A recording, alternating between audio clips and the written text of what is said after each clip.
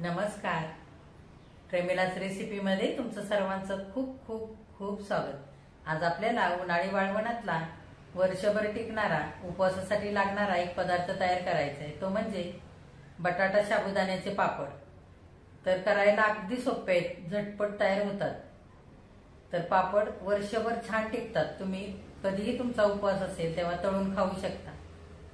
तर आता बटाटा साबुदाण्याचे पापड तयार करण्यासाठी साहित्य काय काय लागणार आहे आणि ते कसे तयार करायचे हे बघण्यासाठी लगेचच किचन मध्ये जाऊयात.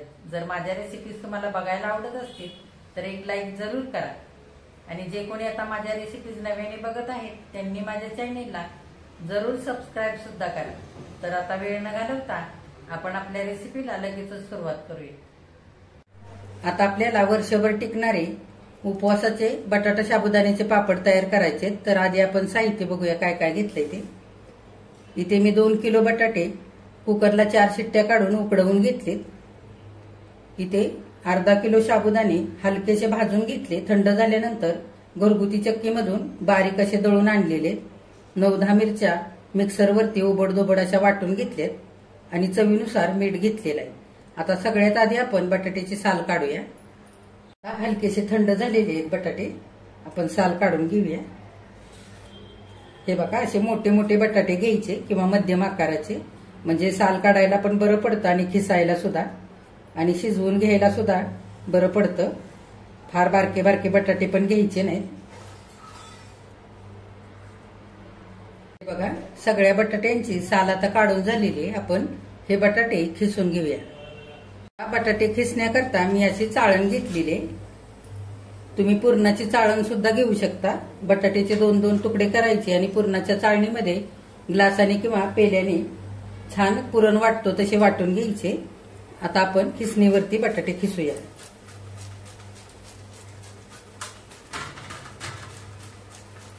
हे बघा, बटाटे आता सगळे खिसून झालेले. आपण चवीनुसार मीठ घालूया. मी पोह्याच्या चमच्याने साधारण 2.5 चमचे मीठ घालते.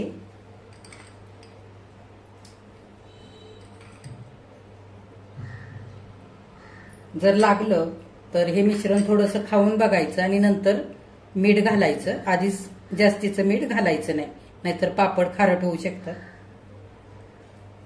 आणि मी इथे ठेचून घेतलेली मिरची ती सगळी घालते. तुमच्या आवडीप्रमाणे इथे तुम्ही कमी जास्त करू शकता. आता काही जणी ह्या जागी लाल तिखट सुद्धा वापरतात, पण त्याच्याने काय होतं, पापडाला लाल रंग येतो. तळल्यानंतर पापड करपतात सुद्धा आणि खाताना ठसका लागतो. त्याच्याकरता मी इथे अशा हिरव्या मिरच्यांचा वापर केलेला आहे. आता आपण हे सगळं मिश्रण हाताने एकजीव करून घेऊया. आता आपण ह्या बटाट्याच्या मिश्रणामध्ये साबुदाण्याचं पीठ घालूया. आधी मी अर्ध घालते. लागेल तसं घालायचं आणि चांगलं मळून घ्यायचं. हे बघा,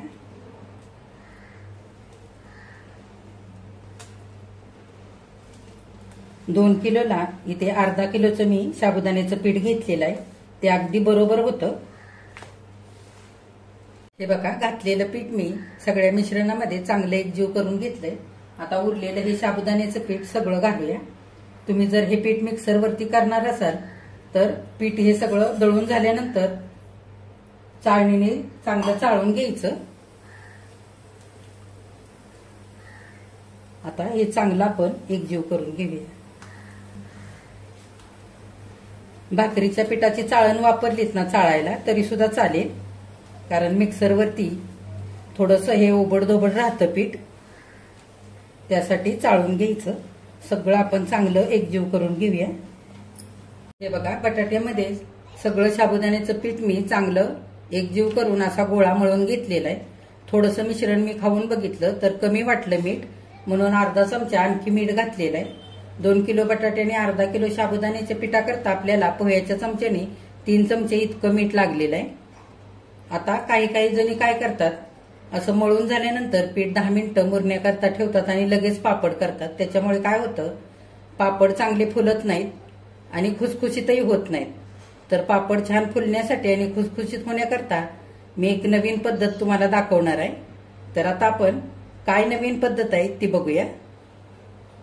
पापड छान फुलण्याकरता आणि खुसखुशीत होण्याकरता पापडाचं मिश्रण आपल्याला 7-8 मिनिटं उकडवून घ्यायचंय. त्याच्याकरता मी ते वड्याची चाळण घेतली आणि चाळणीला थोडंसं आतून तेल लावलेलं आहे, जेणेकरून पापडाचं मिश्रण चाळणीला चिकटणार नाही. ह्या जागी तुम्ही पुरणाची सुद्धा चाळण वापरू शकता. आता आपण ह्या चाळणीमध्ये मावेल तितकं हे मिश्रण असं पसरवून घालूया.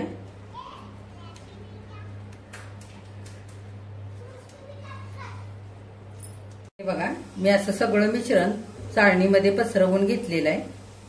इथे माझी चाळण थोडीशी मोठी आहे, त्यामुळे बरोबर अर्ध मिश्रण हे चाळणीमध्ये बसलेलं आहे. आता आपण ही चाळण उकडण्याकरता ठेवूया. बघा, पापडाचं मिश्रण उकडण्याकरता टोपामध्ये मी 1 तांब्या भरून पाणी घातलेलं आहे आणि पाणी चांगलं आता उकळलेलं आहे. आपण चाळण टोपावरती ठेवूया आणि झाकण घालूया. 7 ते 8 मिनिटं आपल्याला छान हे मिश्रण सारं उकडवून घ्यायचंय. आता 7 ते 8 मिनिटं झालेली आहेत. आपण झाकण उघडून बघूया. हे बघा, मिश्रणाला छान चकाकी आलेली आहे. आता हे सगळं मिश्रण आपलं चांगलं उकडलेलं आहे.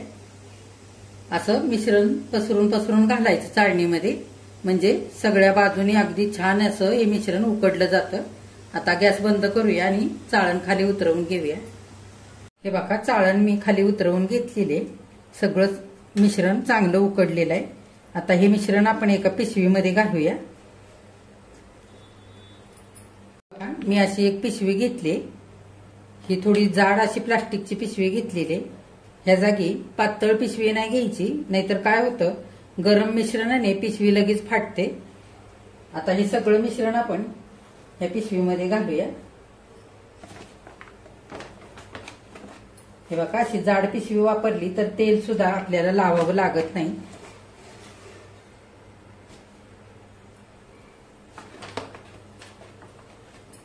बघा, सगळं मिश्रण मी असं पिशवीमध्ये काढून घेतलेलं आहे. आता हे मिश्रण गरम असताना आपल्याला चांगलं मळून घ्यायचंय.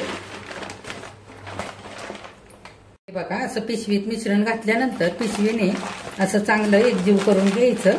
हाताला फारसं भाजत नाही जाड अशी प्लास्टिकची पिशवी घेतली तर. हे बघा, पिशवीमध्येच मिश्रण मी चांगलं 2-3 मिनिटं मळून घेतलेलं आहे. आता हे मिश्रण असंच ठेवायचं पिशवीमध्ये आणि थोडं थोडं घेऊन याचे पापड करायचे. ते आता आपण बाजूला ठेवूया. आणि पहिलं मिश्रण आपण चाळणीमध्ये उकडून घेतलंय, तीच चाळण मी घेतली आणि उरलेलं सगळं मिश्रण आता आपण चाळणीमध्ये घालूया. हे पीठ आपण उकडायला ठेवूया आणि उकडलेल्या पिठाचे पापड करूया. तोपर्यंत हे पीठ सुद्धा चांगलं उकडून निघेल. असं लांब लांब घालायचं. बघा, पापड करण्यासाठी मी इथे पापडाचं मशीन घेतलेलं आहे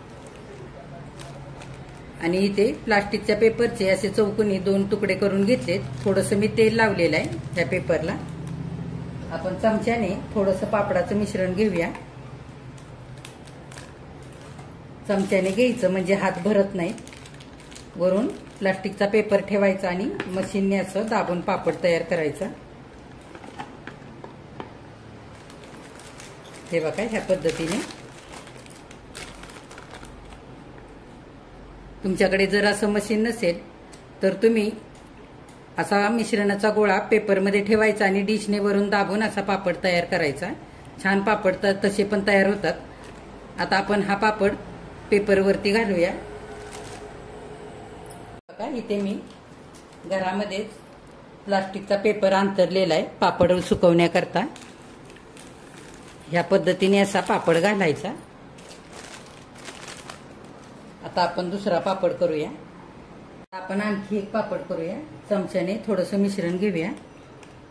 मी पापडाचं सगळं मिश्रण पिशवीमध्ये ठेवलेलं आहे, जेणेकरून मिश्रण चांगलं गरम राहील आणि पापड छान असे करून घेता येतील.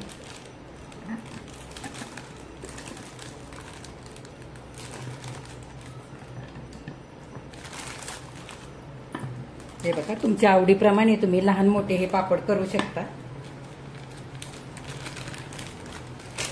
आता आपण हा पापड पेपरवरती वाळण्याकरता घालूया. केलेला पापड आपण पेपरवरती सुकण्यासाठी घालूया. बघा पापड किती प्लेन दिसतोय, अजिबात कुठेही गुठळी दिसत नाही बटाट्याची. आपण बटाटे छान खिसून घेतलेले आहेत त्याच्यामुळे.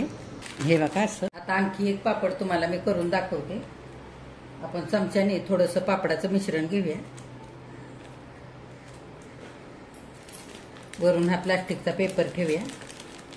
हे बघा, प्रत्येक वेळेला ह्या प्लास्टिकच्या कागदाला तेल लावायचं नाही, नाहीतर पापडाला कोबट असा तेलाचा वास येतो आणि पापड लवकर खराब होतात.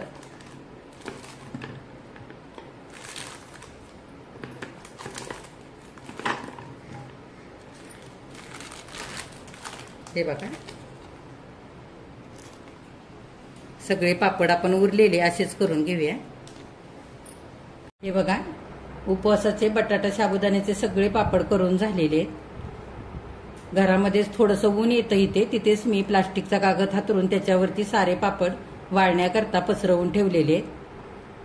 पहिल्यांदा जे पापड केलेत त्याच्या कडा उचलायला लागलेले आहेत, हलके हलके वाळायला लागलेत पापड.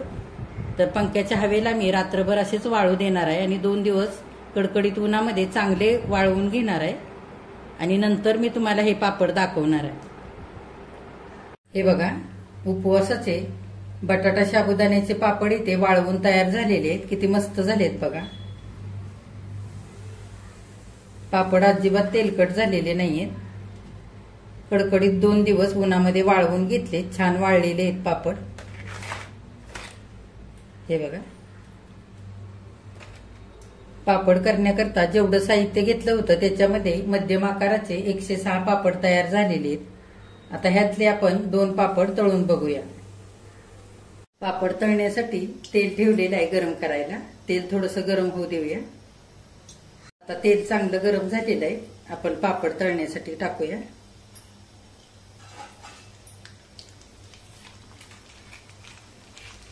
हे बघा, उपवासाचे मस्त असे पापड हे फुललेले आहेत तळून.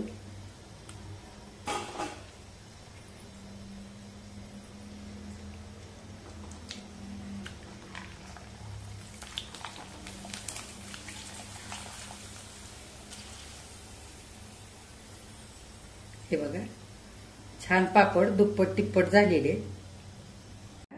उपवासाचे बटाटा साबुदाण्याचे पापड मी तळलेले आहेत. किती मस्त झालेत बघा. अगदी दुप्पट झालेले आहेत तळल्यानंतर फुलून. हे बघा, मस्त फुसफुशीत झालेले आहेत. मी तुम्हाला ह्यातला एक पापड तोडून दाखवते. हे बघा,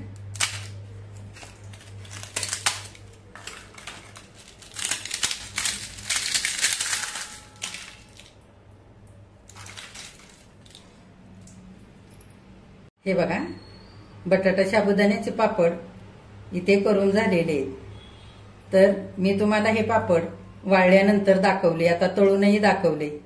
तर ह्या पद्धतीने तुम्ही सुद्धा उपवासाचे असे बटाटा साबुदाण्याचे पापड करून बघा. छान वर्षभर टिकतात. कधी उपवास असेल तर घरचे पापड तळून आपल्याला खाता येतात, विकत आणावे लागत नाहीत.